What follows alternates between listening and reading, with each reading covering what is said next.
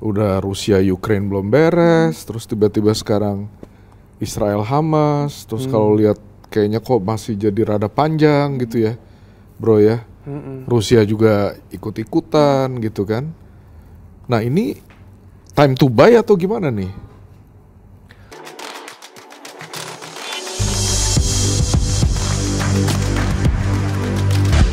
Halo Smart Investor, selamat datang di Bareksa Insight bersama saya Hanum Kusuma Dewi. Seperti episode sebelumnya, saya ditemani oleh CEO dan founder Bareksa, dan kali ini ada yang spesial karena kita kedatangan CEO dan founder juga dari ICDX Group. Oke, selamat datang kepada Pak Megen Wijaya. Halo Mbak Hanum. Halo. Halo Pak Kara. Halo, Ya, halo good bro. to see you. Terima kasih banyak nih sudah datang sini ya. Kita mau ngomongin tentang yang paling satu aset deh yang paling disukai gitu ya oleh ibu-ibu gitu ya. Nggak cuma ibu-ibu, ternyata juga banyak juga investor di Bareksa juga yang suka dengan aset ini nih. Itu emas gitu. Dan kita spesifik nanti kita mau bahas juga emas digital gitu. Oke. Oh iya, mungkin Smart Investor juga perlu tahu ya, apa sih ICDX itu? Ini adalah bursa berjangka komoditi dan derivatif ini yang mengawasi tentang perdagangan termasuk emas digital gitu ya. Mungkin boleh ditambahin nggak Pak Megen tentang ICDX sendiri?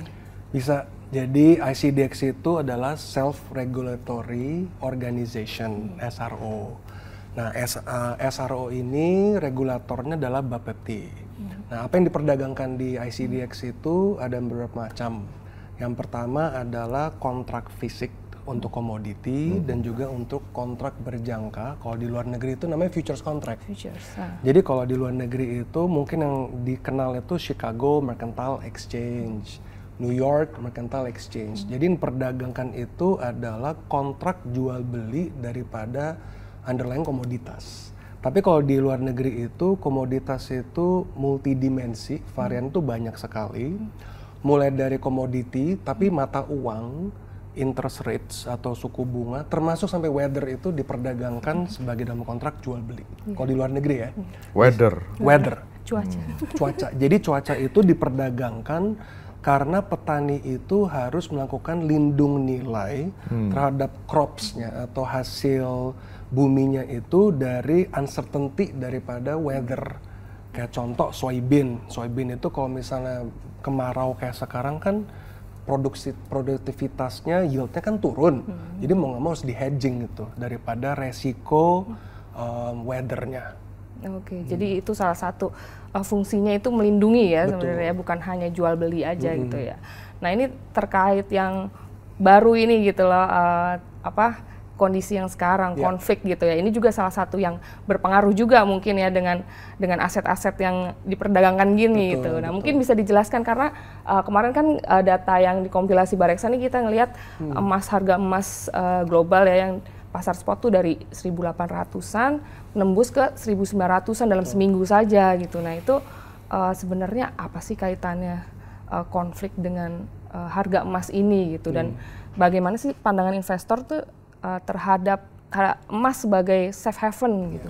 Jawabannya tadi itu udah Mbak Hanum jawab sendiri, safe haven gitu. Safe haven itu kan adalah sebuah aset di mana ketika terjadi uncertainty, volatility, complexity, dan ambiguity, VUCA gitu ya. Kalau kita sering dengar VUCA gitu ya.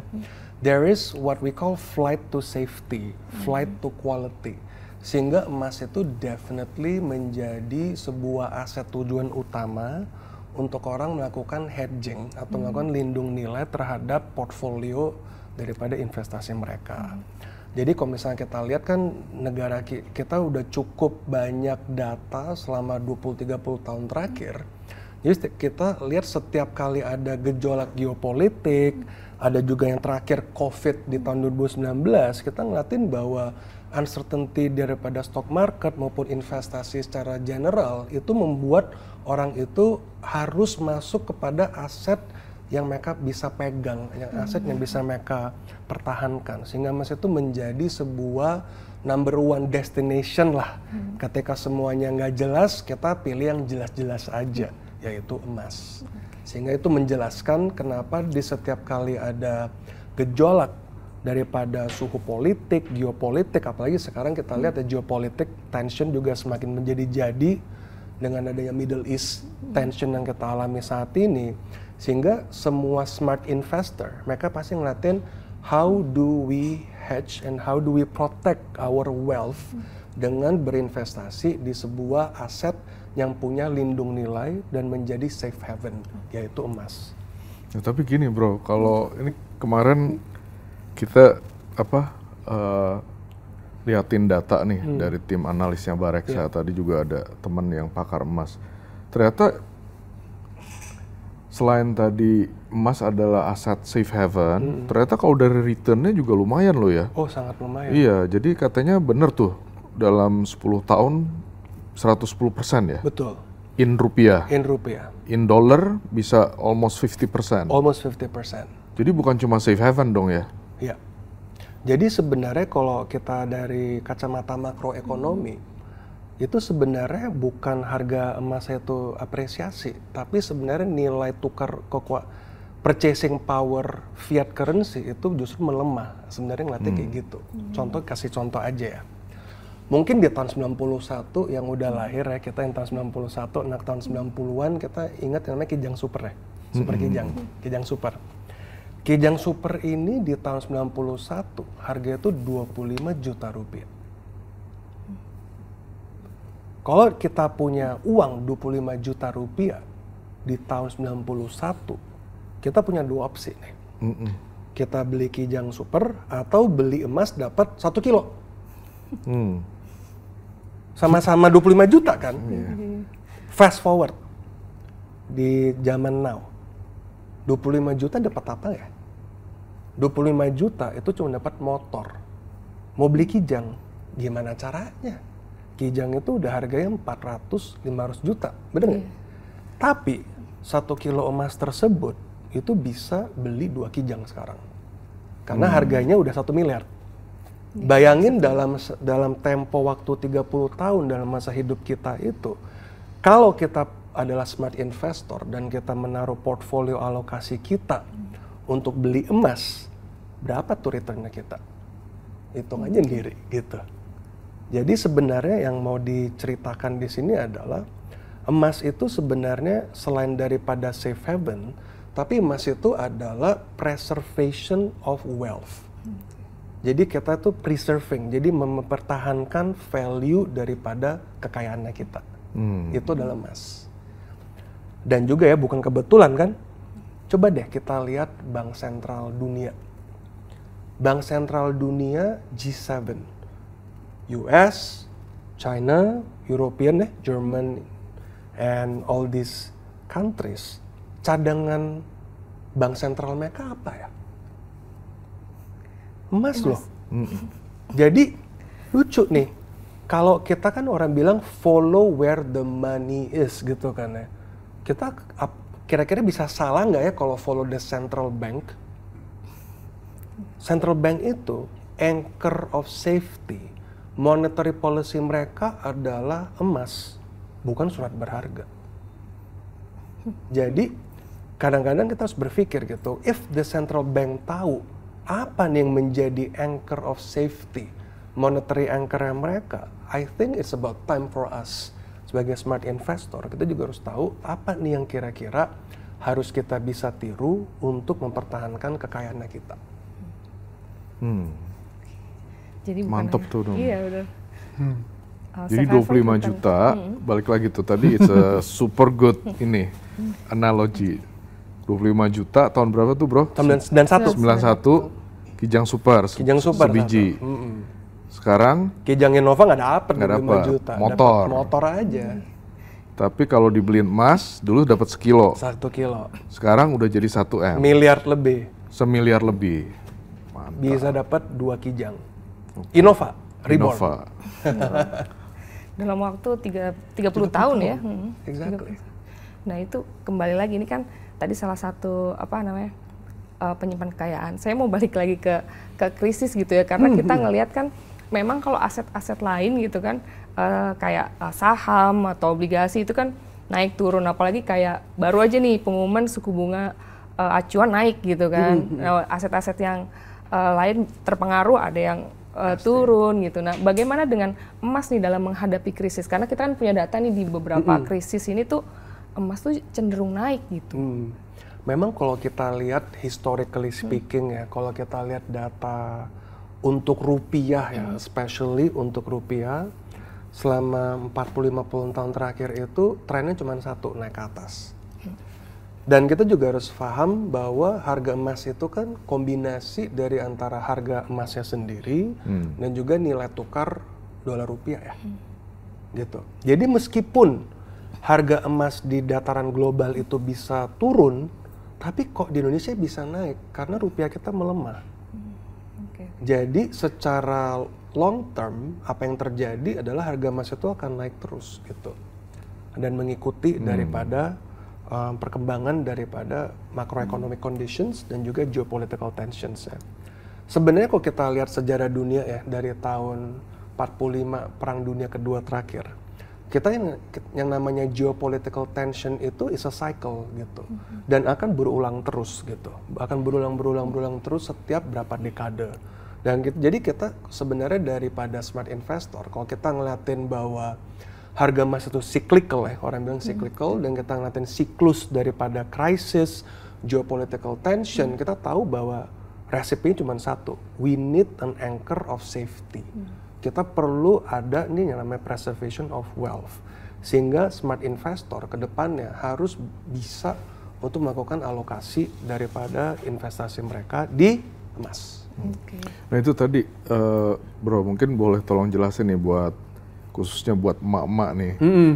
Tadi yang soal preservation of wealth gitu kan. Jadi emas itu adalah salah satu instrumen supaya kita bisa menjaga nilai dari kekayaan kita, gitu ya. Betul. Nah itu kan tadi lu jelasin ini adalah karena rupiah kan, kalau kita pegang rupiah kecenderungannya kan terdepresiasi terus, ya kan. Nah sementara kalau kita pegang emas, seperti yang tadi lu bilang dalam jangka panjang, in your knowledge, and kalau kita lihat datanya cuma ada satu jalan naik ke atas. Jadi dengan demikian itu yang dimaksud ya, bahwa kalau kita cuma pegang rupiah cenderung terdepresiasi, tapi karena itulah kita perlu pegang emas to preserve our wealth gitu. Betul. Nah soalnya gini bro, kan kalau kita pegang rupiah, yang namanya juga ini kan uang kertas ya, fiat gitu namanya. Kalau bahasa kerennya sekarang kan fiat gitu kan, rupiah. Nah, uang kertas itu kan ada yang namanya purchasing power ya. Jadi yang tadi kita ngomongin itu sebenarnya purchasing power. Imagine gini, tadi kan gue udah kasih contoh Kijang 30 tahun yang lalu sama sekarang ya. Nggak usah jauh-jauh deh, kita mikirin 10 tahun yang lalu deh. Kita punya uang 1 juta rupiah, kita belanja di supermarket, barangnya banyak banget ya. Wih, kita belanjanya banyak itu 1 juta. Sekarang lu belanja dikit aja tuh udah 1 juta. Memang kalau secara kita pikir-pikir, ini what's going on sih? Apakah itu harga yang naik atau purchasing power kita yang nurun? Jadi sebenarnya ketika inflasi terjadi, inflasi itu sebenarnya adalah sebuah macroeconomic condition di mana harga itu cenderung naik, tetapi at the same time purchasing power daripada uang kita tuh berkurang. Nah ini nih yang harus dipikirin gitu. Jadi sebenarnya makanya kenapa perbankan itu mereka kasih bunga terhadap depositonya kita supaya bisa ngimbangin daripada inflasi tersebut. Karena inflasi itu kan sebenarnya adalah sebuah tren di mana purchasing power kita nurun sehingga dikompensasi dengan bunga, sehingga seakan-akannya kita tuh masih untung gitu. Secara real returnnya masih ada cuan, masih ada gain. Tapi sebenarnya ketika orang kasih bunga itu, maka itu sebenarnya untuk fighting the inflation. Maka kadang-kadang ketika inflasi naik tinggi, apa yang central bank lakukan adalah untuk naikin interest rate kan. Kenapa mereka naikin interest rate? Supaya kompensasi daripada decreasing daripada purchasing power-nya kita. Nah masalahnya kan kita nggak bisa selalu save money ya. Kadang-kadang kita perlu pakai tuh uang. Nah, sehingga kembali lagi gold is actually, emas itu adalah preservation of wealth dan a very attractive return in the long run. Bro, itu lu udah berapa tahun menggeluti ICDX ini?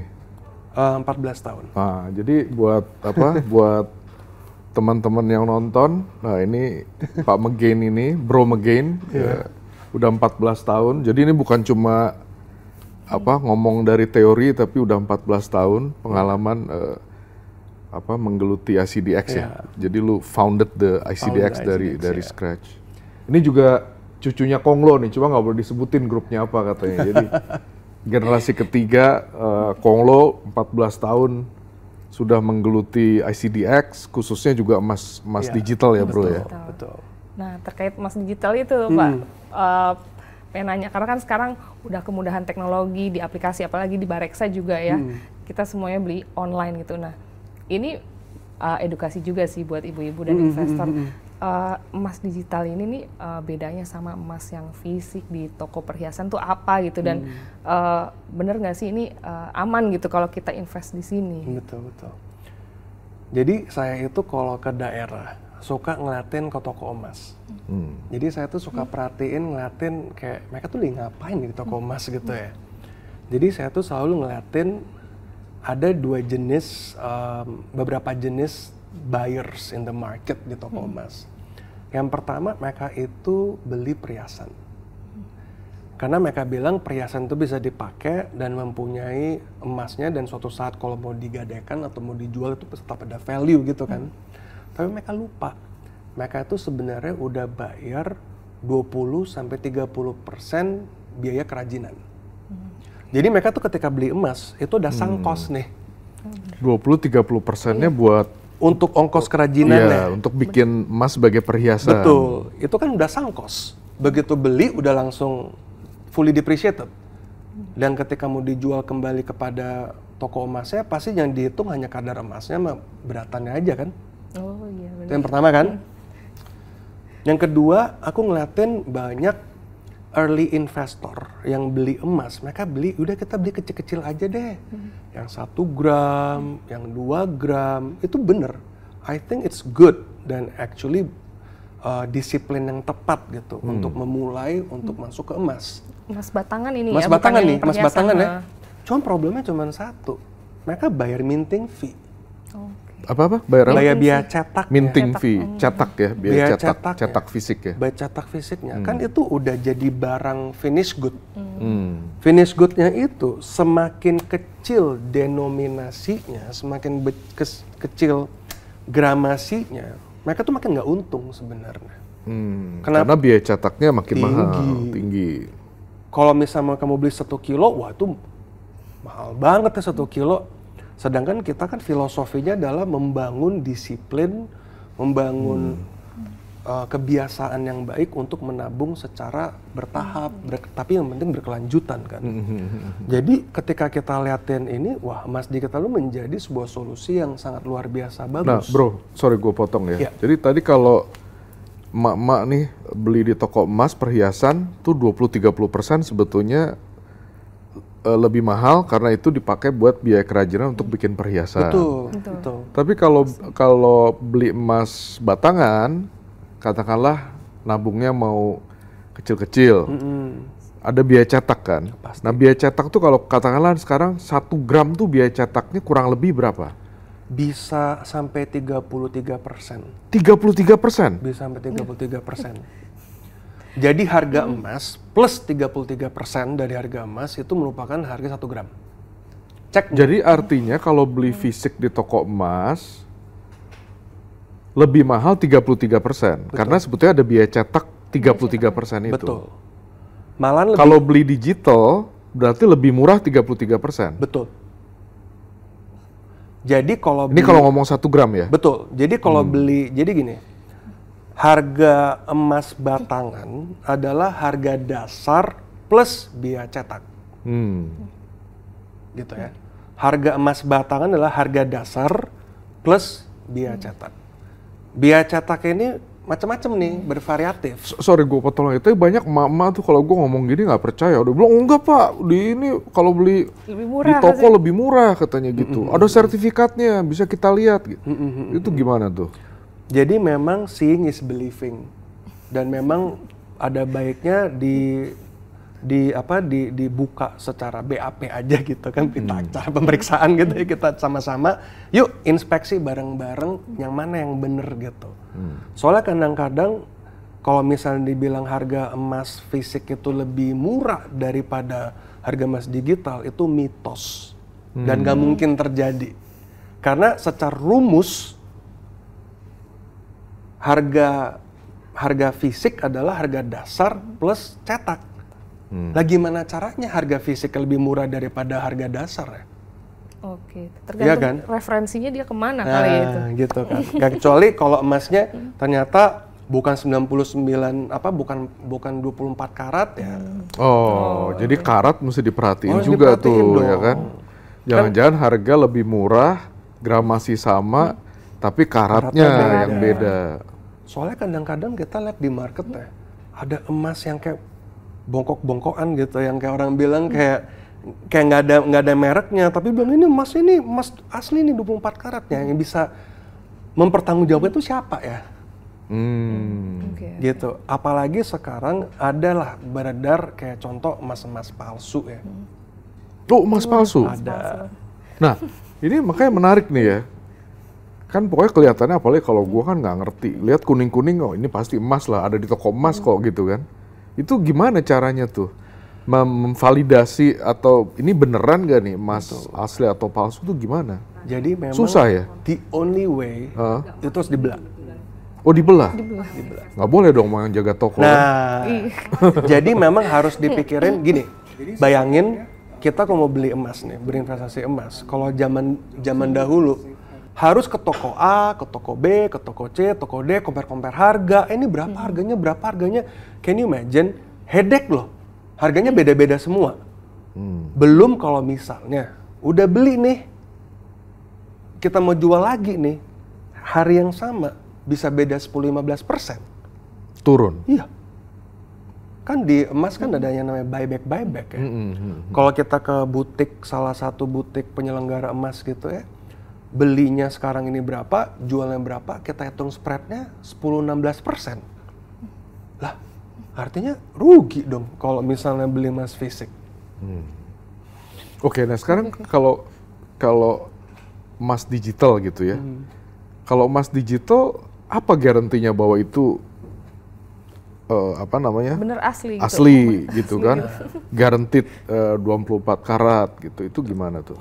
Nah, jadi kita tugasnya bursa dong, ya, tugasnya lu ya. Jadi kita berterima kasih nih sama pemerintah dengan adanya peraturan Kepala Bapepti. Mereka tuh membuat sebuah ekosistem untuk check and balance. Jadi semua pedagang emas digital yang terdaftar, yang saat ini udah operasional di Bareksa juga ya, mereka semua itu harus ada fit and proper daripada perusahaannya seperti apa. Dan mereka juga harus punya minimum kilogramnya berapa untuk start the business. Dan setiap kali ada penjualan itu minimum kilogram maksudnya 10, yang modal mesti dasarnya, store. Ada modal dasarnya gitu. Dan ketika mereka melakukan penjualan emas, ini akan tercatat secara digital, secara real time, dan tugasnya bursa seperti ICDX itu adalah untuk mengecek apakah emas tersebut ada di berangkasnya atau enggak. Dan ketika emas itu masuk ke dalam... Sorry, supaya clear, jadi misalnya gini, kalau Hanum beli 1 gram emas digital, sebetulnya 1 gram yang sama itu udah ada di berangkas. Betul. Si penjual emas ini gitu ya? Betul. Itu ketentuannya gitu ya? Ketentuannya gitu. Dan itu diinspeksi oleh Bapepti ini? Betul. Jadi gini bro, kan dengan zaman digital sekarang, kita itu kenal namanya fractionalization ya, fractions gitu. Jadi untuk aset yang sama, ini kepemilikannya itu bisa dengan bermacam-macam orang, bisa dipecah-pecah lah gitu. Tetapi 1 gram itu mungkin bukan literal 1 gram emas, tapi mungkin 1 gram daripada 1 kilogram emas yang tersimpan di depository. Oke. Gitu. I see. Makanya emas digital itu sebenarnya adalah emas fisik, tetapi representasinya adalah dalam bentuk digital. Gitu. Kalau udah ada itu di depositorinya itu, berarti nasabah atau investornya Bareksa ini bisa tarik fisiknya dong? Bisa. Bisa. Jadi caranya mereka bisa namanya cetak emas. Tapi cetak emas itu tentunya saja karena harga yang dikasih dalam platform Bareksa itu adalah harga dasar, makanya nanti ketika mereka melakukan cetak, mereka bayar cetaknya itu di belakangan. Jadi filosofinya kalau emas fisik, lu bayar nih dia punya cetaknya di depan. Kalau di emas digital, lu bayar cetaknya tuh belakangan ketika lu perlu. Dan kalau lu nggak cetak, lu bisa jual. Ya, sehingga bisa lu jual. nggak perlu keluar biaya cetak. Tadi yang 33% itu per 1 gram. Setuju. Ya Correct. kan? Benar. Jadi lebih liquid, terus juga bisa save biaya cetak kalau memang nggak perlu lu cetak gitu kan. Correct. Oke. Cuman tetap aja nih investor ya seperti saya gini ya, pengen tahu gitu jaminan atau kepemilikan saya tuh apa sih bentuknya gitu? Apa cuman kan di aplikasi doang gitu? Iya. Memang kita harus berterima kasih ya. Kalau sama kayak kita ngeliatin saldo digital bank gitu kan. Emang ada yang tahu nggak tuh duitnya di mana gitu kan? Jadi memang kita harus mempercayai sistemnya seperti apa. Dan kedepannya memang kami dari bursa juga mengembangkan produk-produk gimana supaya nasabah mereka bisa dengan login, mereka punya nomor telepon atau apapun itu, mereka bisa tahu emasnya di mana. Ini kita lagi dalam proses. Mungkin gini ya, Pak Mungkin kan di ICDX memang masih at the very early stage kali ya bro ya. Tapi kalau boleh, kan emas digital already in the market maybe 10 years? 4 years? For 5 nah, years. For 5 years. Yeah. Nah in 4-5 years, based on your data tuh ada pertumbuhan bagus nggak in terms Luar of biasa. coba tolong diceritain. Jadi memang kita ngeliatin bahwa pengguna daripada emas digital ini primarily adalah yang native terhadap telepon ya, app base. Mereka sangat-sangat terbiasa. Dan memang kita ngeliatin we're still at the very early stage daripada market, tapi kita secara traction on a year to year basis kita double digit terus. Berapa persen tuh pertumbuhan year on year? Year on year itu kita ngeliatin is about ranging in a high double digits. 19. Very high double digits. Berapa tuh udah? 30, 40%. 30-40% a year. Ya. Per tahun. Itu number of buyers. Buyersnya. Nah kalau dari sisi GMV-nya juga. GMV-nya juga segitu. sama juga ya. Oke. Jadi memang kita ngeliatin kayak apa ya? Demografi, emak-emak udah mulai ikut apa belum nih? Kalau kita lihat justru emak-emak ini justru kayak late adopter ya. Late adopter, tapi udah mulai apa belum? Ada, kita udah mulai ngeliatin ada beberapa. Jadi tapi memang approach-nya Mahmud sedikit kali berbeda. Ya, Mahmud ya, mama-mama muda ya. Iya.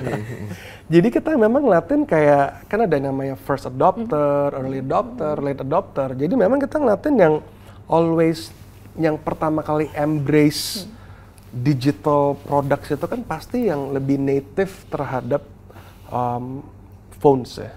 Digital native. Basically ini kita ngeliatin millennial, zillennial. Justru kita ngeliatin kayak a lot of growth in this market ya. Interesting. Jadi growing super fast juga ya. Iya. Sebenarnya this is actually gimana ya? Kita kalau ngeliatin emas itu udah generational knowledge-nya. Generational knowledge-nya. Dan mereka itu hal yang sangat universal dan mudah diterima. Dan juga syariah compliant kan. Exactly. Dan kita juga dapat data ya. Ini cuma sekedar sharing aja.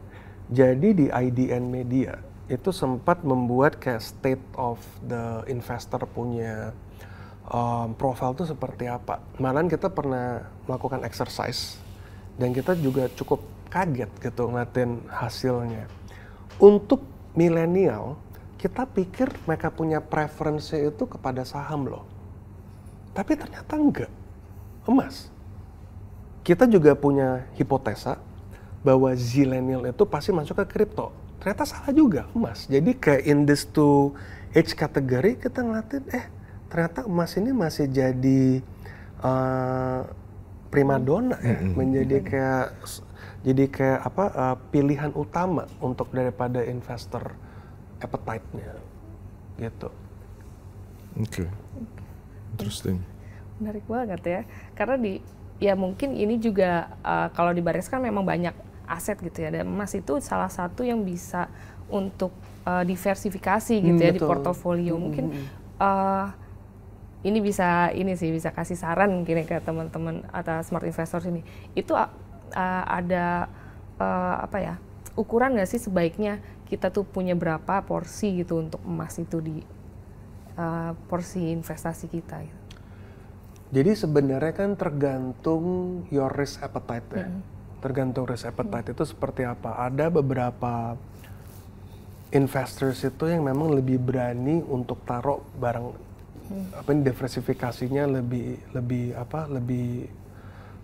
berani lah, dan juga yang konservatif. Sebenarnya kalau if I would to think, kalau misalnya kita yang aman, kira-kira aman tuh kira-kira about 10-20% daripada portofolio itu di emas. 10-20% ya? 10-20%. Dan itu cocok nggak sih untuk yang jangka pendek atau jangka panjang aja? Ya, jadi kalau kita ngeliatin harga emas itu in a summary, short term volatility tapi long term appreciation. Jadi kita kalau misalnya window of holdingnya itu pendek, kita pasti ngeliatin volatility itu pasti ada gejolaknya. Tapi kalau misalnya secara long term itu appreciation. Jadi makanya ketika kita melihat bahwa secara filosofi emas itu adalah preservation of wealth, tentunya saja kan kita pasti pingin kalau bisa kita preserve of wealth 10-20% at least daripada situ. And selainnya daripada itu growth. Ya itu you cannot beat stocks lah. Tapi kalau secara long term we are the winner untuk emas. Jangka panjang ya tetap ya. Nah tapi sekarang nih balik lagi ke yang tadi pertanyaan awal, nih perang nih ya. Udah Rusia Ukraine belum beres, terus tiba-tiba sekarang Israel Hamas, terus kalau lihat kayaknya kok masih jadi rada panjang gitu ya, bro ya. Rusia juga ikut-ikutan gitu kan. Nah ini time to buy atau gimana nih? Kalau saran gue kalau misalnya untuk emas itu mendingan dollar cost averaging ya. Jadi maksudnya kita rutin ya. Itu rutin tuh lebih bagus daripada kita mau coba yang trying to be speculative. Apakah nih harga bisa lebih turun atau harga lebih gimana? Mendingan kita lebih konsisten untuk tiap bulannya atau setiap periode tertentu itu untuk masukin yang sama. Karena itu tadi yang lu bilang ya, in the long run only one way, yes, going up gitu. Going up. Itu bener tuh bro, only one way, only going up. Kayaknya gini. Kalau lihat data, bener ya? Oke, ini gue ada another teori. Hipotesa juga. Basically kita ngeliatin daripada level of US dollar punya debt. Is actually 31 trillion ya. Jadi kalau misalnya kita lihat sejarah, gini, people who never learn history will be bound to repeat the history. Itu kayak kutukan gitu. Jadi you have to understand the future, lu harus ngerti nih historical context itu apa gitu. Sebenarnya ketika Amerika itu berdiri, kan mereka punya foundation daripada monetary policy mereka itu kan emas kan ya. Gitu. Nah, ketika mereka menang perang di tahun 1940-an, 45, ada yang namanya Bretton Woods Agreement. Di mana mereka udah bilang bahwa kita trying to move away nih from anchor kepada gold. Dan sampai puncaknya di tahun 1971 I think. Ketika Richard Nixon, mereka bilang bahwa emas itu udah nggak bisa fully convertible kepada gold again. Sehingga itu merupakan menjadi sebuah modern monetary policy di mana ketika gue bisa cetak uang nih, itu semua berdasarkan faith atau kalau bahasa Latinnya fiat.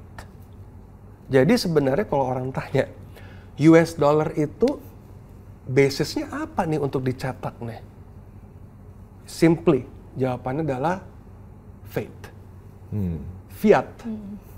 Jadi kalau misalnya kita ngeliatin, sepanjang to cetak sustain. terus, to sustain at current level daripada mereka punya debt, gold itu harus revalue. Gitu. Kalau enggak ya hancur dunia ini gitu. Sebenarnya kita ngeliatin kan bahwa ketika, sorry to say ya, central bank cetak uang, itu kan impactnya inflasi ya. Karena semakin banyak uang yang beredar di pasar. Sehingga kalau misalnya kita on the basis of macroeconomic, dan kita basis kalau misalnya if the world is going into a crisis, dan benar-benar major crisis, revaluation mereka pakai apa kira-kira? Kripto. Nggak mungkin. Kenapa kok gitu? Central Banknya Singapura diem-diem beli berapa ton. Rusia selalu beli. China selalu beli. Turki selalu beli. Belinya apa? Belinya emas loh. Buat apa? Cadangan emas. Cadangan monetary policy mereka. Gue bukan, I'm always an optimistic person. Tapi kita juga harus berpikir kan, in a doomsday scenario, if all else, everything fails, apa yang masih standing? I leave that question to you, silakan answer sendiri. Oke, interesting. Tapi ini ada buktinya sih Pak, kalau kan inflasi memang setiap tahun ada terus gitu ya, dan terbukti gitu emas tadi berapa 110% dalam 10 tahun gitu, itu kan jelas melampaui inflasi gitu. Ini bisa satu bukti sih. Betul, correct. Masih ada, Nom? Kayaknya udah kejauh. Udah cukup? Waduh, thank you nih bro. Thank you juga. Thank you for having me here. Menarik sekali ya, banyak insight-nya gitu dari sini. Semoga sukses buat Bareksa punya emas thank you. digitalnya. Mudah-mudahan emak-emak bisa lebih memahami pentingnya emas digital gitu ya di era digital ini. Betul. Kan. Dan aku yakin sih nggak hanya emak-emak doang sih. Iya. Aku yakin pasti yang other subside daripada market ketika mereka memahami betul fundamental daripada emas itu kenapa eksis, mereka pasti akan beli. Dan itu tadi semua investor ya bisa diversifikasi di emas juga. Iya. Oke. Thank you so much. Thank you. Waduh, thank you. Menarik banget ya tadi ngobrol-ngobrol sama CEO-nya dari grup ICDX-nya. Semoga ini bisa jadi manfaat buat smart investor semuanya. Oke. Dan masa depan kita menjadi hijau seperti rambutnya Hanum. Jadi hijau. Di session Portofolio ini. kita bisa hijau seperti Bareksa juga, oke? Thank you bro. Thank you.